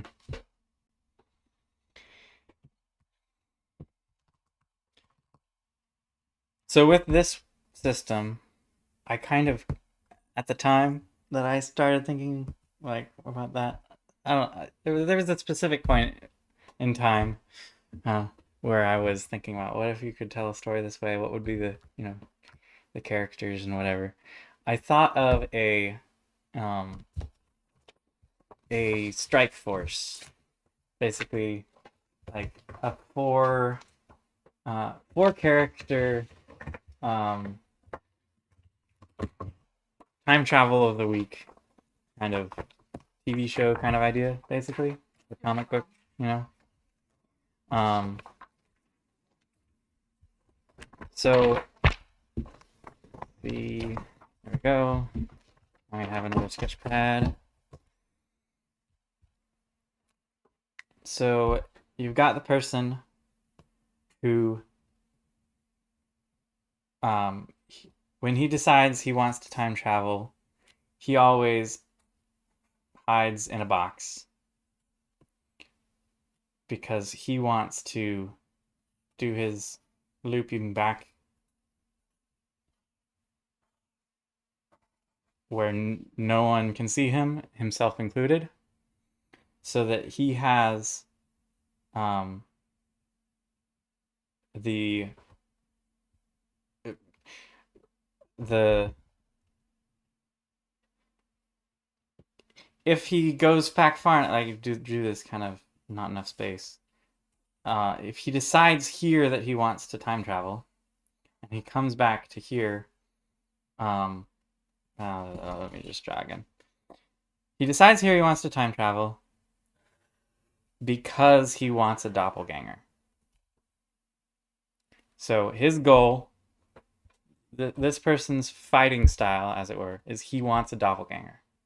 So he always has a friend that has got his back, and he can trust him because, well, he's him. Yeah. And so he does that by going into another room for the time travel. So he doesn't have to worry about any of the causality for the time travel. Essentially do a jump. He wants to have a forward doppelganger, but not a forward and backwards doppelganger. Exactly. And so he's like, I need help. Please come save me, self. He decides, in the future, I'm going to, once this fight is over, I'm going to go find a closet and time travel back and join the fight right now. And then in comes himself through the door to save the day. Right? This is like in the end of Bill and Ted when they hide the keys somewhere convenient. Exactly. Perfect scene. I love that. Yeah. Absolutely brilliant. Guy in Altered Carbon who cloned his stack. I don't know what a stack is, but probably. I don't know. The point is to get a doppelganger, you get a shadow clone jutsu. So that's Mr. Doppelganger. Maybe we call him the Doppler. Hey. This Going forwards and backwards, like the Doppler effect. The second one really doesn't care for the whole time travel thing. But he's still a time traveler. What he wants to do instead is he just slows down. Does bullet time. So his teammates are doing crazy. Um, he coming back for that. Yeah, He's just changing the frame rate. exactly. So he can pause and contemplate, what do I want to do. He still doesn't move any faster, but or maybe he does. I don't know. It depends on your physics Does he system, have but bullet time, or does he just have yeah. his time travel, his chronokinesis has to do with perception? So you could either make him a Quicksilver, or you could make him a um just a someone who can see really fast. Um, this person, by the way, has chosen for that period of time that he's time traveling. He said, "Okay, whatever I see myself do, I'm committing to come back and do that." So he has to remember what he did so that he doesn't mess up, because if he does, Himself beforehand. well, he's either in a time system where it's going to force him to do that, so it's more painful if he doesn't do it right. Oh, you either go along the easy way or make it you do it the hard. Yeah, exactly. And so for his fighting style is he's probably more of the brash, I just do what feels right in the moment and let time do its thing, because I'm just not paying attention to what myself is doing. If that's what I did, okay, whatever. I'm going to do that, but I'm going to do that because it makes sense at the time. It's just not overthinking it. Everything will work itself out in the end. And Yep. then his teammate is like, no, stop it, there are rules. Yep. And then another guy is the one who, what he's there for is he does his time travel to be in the room. So the black box is still the same as Doppler, but he's not fighting, because he comes back another time, maybe, or maybe he wasn't in the room the first time.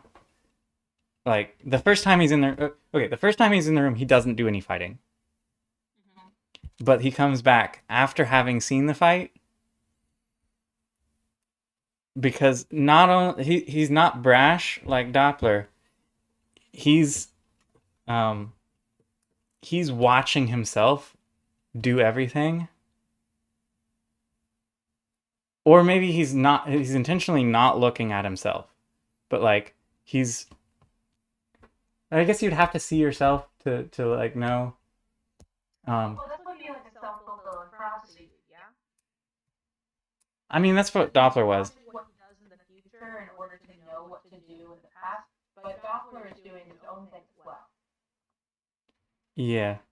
And so Doppler, this third guy, it sounds like he's saying, I'll know what to do because I already saw myself doing it. But that brings into question, what about the first time through the time loop? How do you know? Yeah. So that's probably not it. I am trying to remember what my 4 characters were. I'm guessing so. It was some sort of information gathering. So it was probably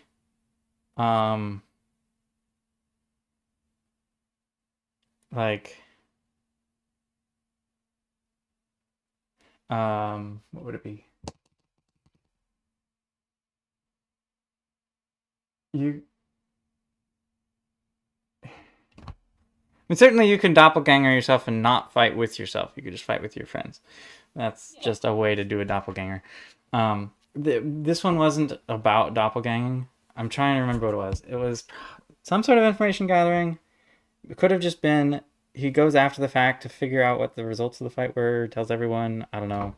That's kind of boring, other than just being the mind that told them to go and do it. Let's do something that will meet that. Yeah, so it could just be the guy who's at base that says, "No, I do the time traveling at home to be able to tell you what your mission is." Um, the I feel like there was something though.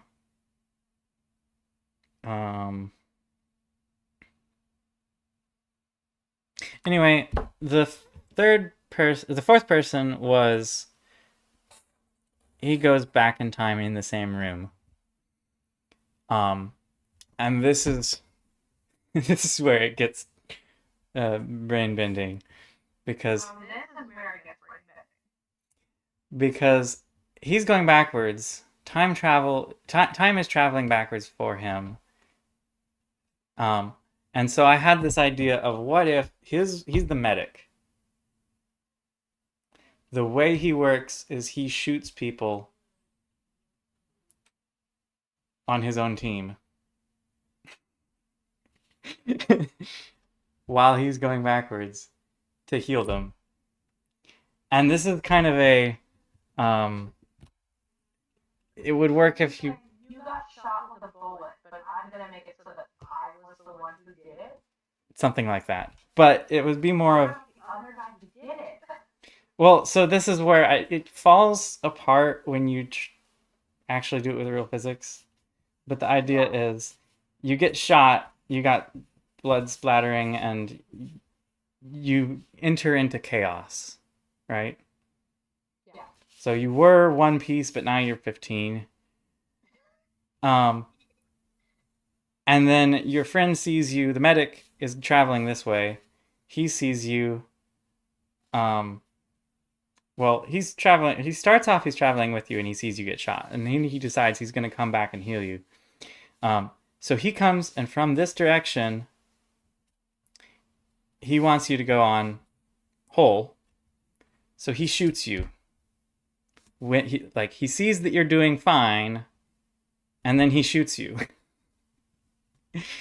causing you to get hurt in that direction. And then somewhere in the middle, it magically turns out that it was the same effect. Now, this does not work, but man, is it fun.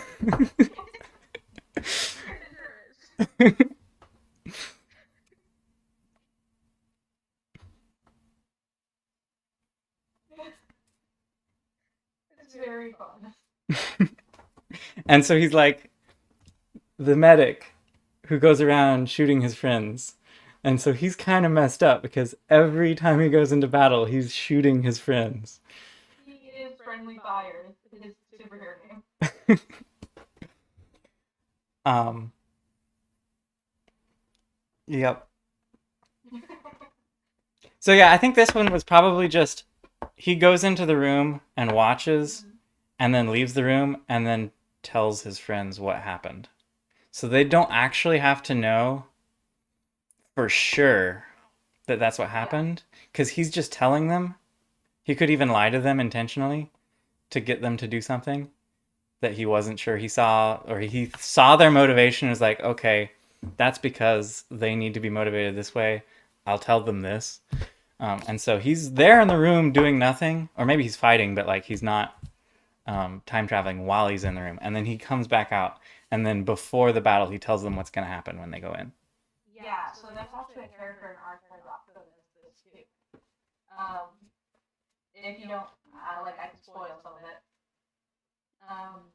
With all the time travel stuff happening, if you spend too much time being exposed to time travel and all that stuff, it starts causing brain damage because you aren't made to understand it. So sometime in the 2000s, they started this experiment where they had a bunch of children that they started raising backwards through time. So every year or so, they would jump backwards in time. So they grew up backwards through the decades. They were born in the mid 2000s, and then they had like kindergarten in the 90s, and then middle school in the 70s, and they were working their way backwards so that they could, because kids have plasticity, they were called the plasticity kids. And these kids were raised backwards through time. Well, only a couple of them make it all the way back to the 40s where it begins, where the whole timeline divergence stuff begins in 1943. One of them, she goes along with the team on this heist quest, or this, they're breaking into this facility. And before they go in, she goes, a second version of her comes out and says, okay, I've already been through this, and a previous version of me who had been through it before me told me what happened next, was like, I'm telling you guys. And so she's supposedly been through this whole ordeal 100 times and has learned a little bit each and every single time. You don't know where along in the time loop you are, because also our version of her is going to go backwards and tell the next group about what happened. And so her job in that heist is observing, learning, and then sending it backwards to see what can be done again. Kind of like the information only, but it's also with the matter.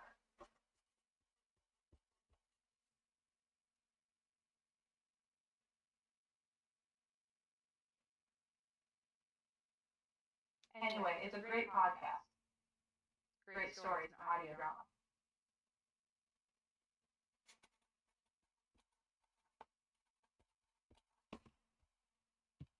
I'm not getting audio from you. I'm not saying anything.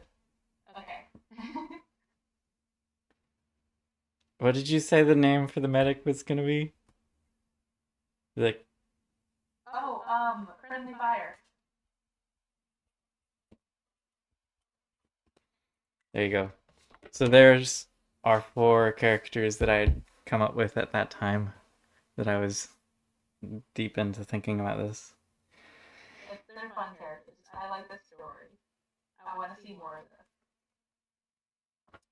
Even if some of it is goofy. Yeah, and then the interesting thing about becoming a time traveler as a physical part of your nature, where you were 3-dimensional or 4-dimensional if you count time, you become 4-dimensional, and time becomes your 4th spatial dimension, and then you gain a 5th dimension for your time, basically. There's 2 ways to do that. One is the one that we've been demonstrating. So normally you travel in a straight line, but now you can squiggle back on yourself. The other one would be if you had time. It's kind of hard to demonstrate because it actually does become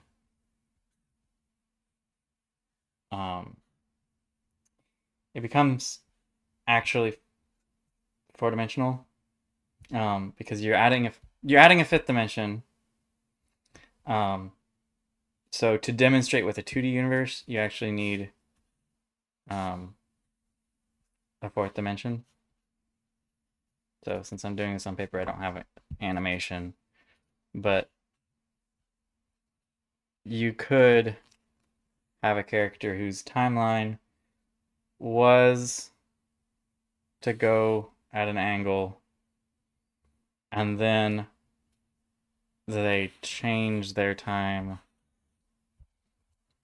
over the 5th dimension. So they're actually able to move as a 4-dimensional being, like we do in 3-dimensional beings. Which could be represented as they become just a like, say you had a set of frames. This is timeline 1, and then we have another dimension.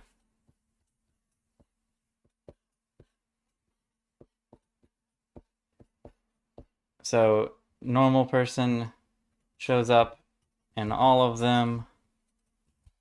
Time traveler starts here and then actually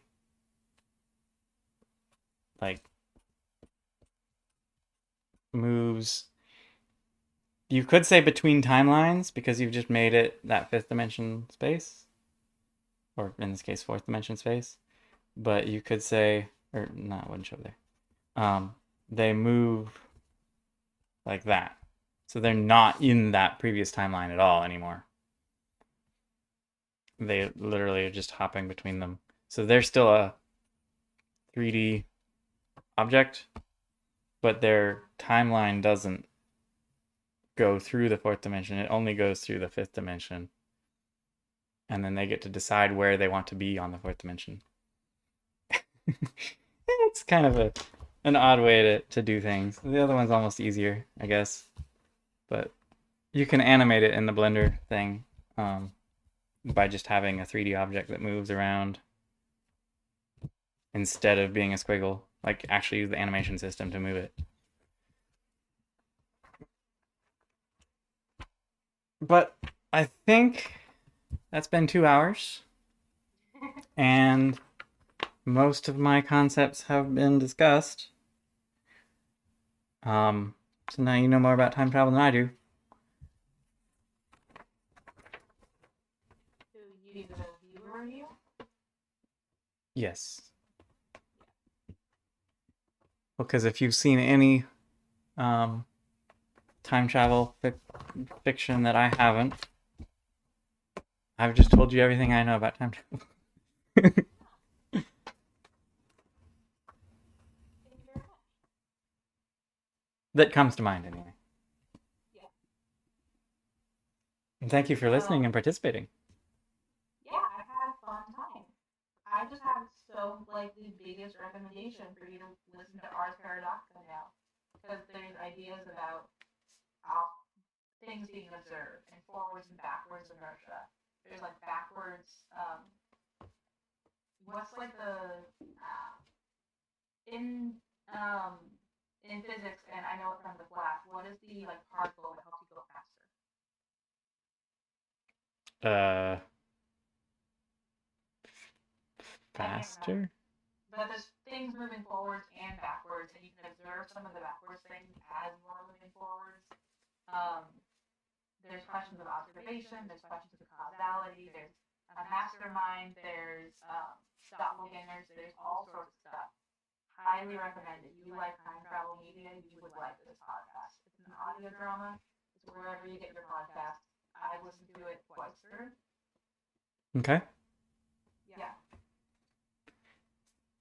And I do think, we talked about it too long in this stream, mostly because I haven't thought about it enough to actually like teach. I think that some of the concepts of the probabilities of backwards game of life can help to understand how quantum electrodynamics works.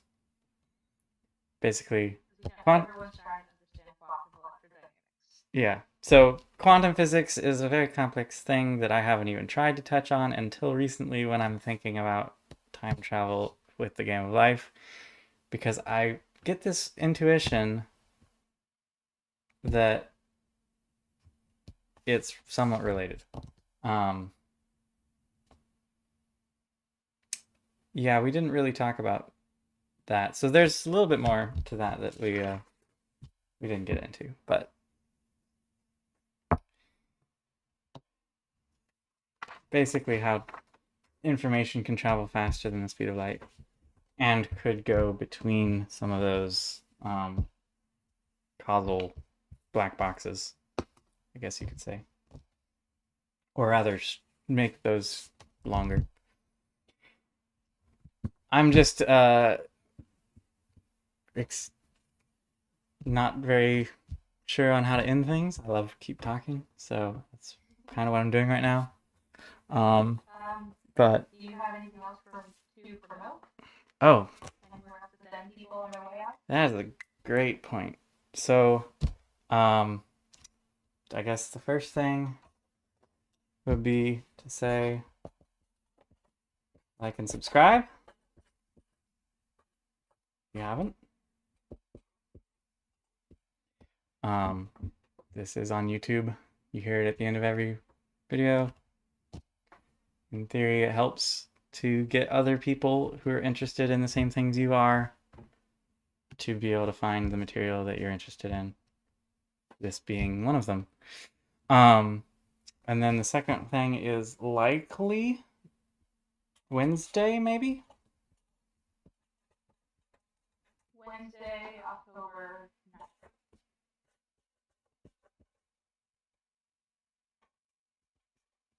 9th. In the evening. I will probably be doing a gaming stream of what was it called? Tiny Glade.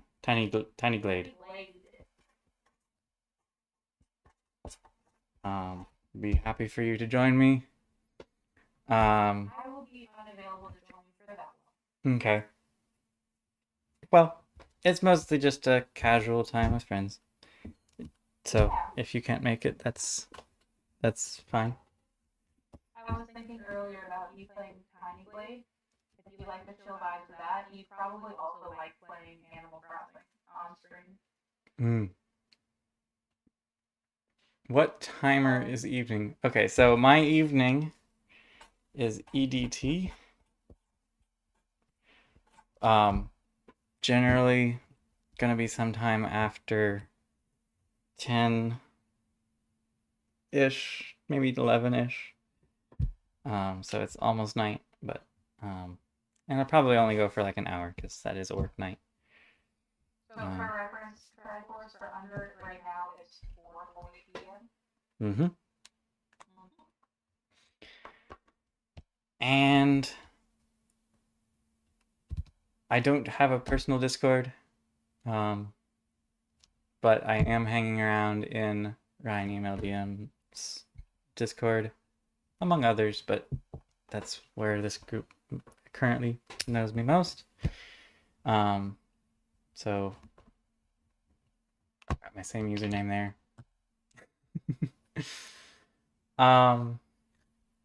Feel free to leave a comment on the VOD if you are interested in joining a community and you're not already in the community that I am in.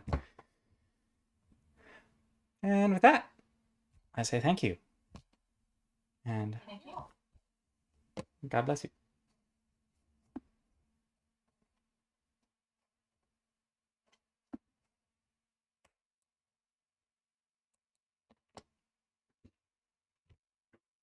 Ah.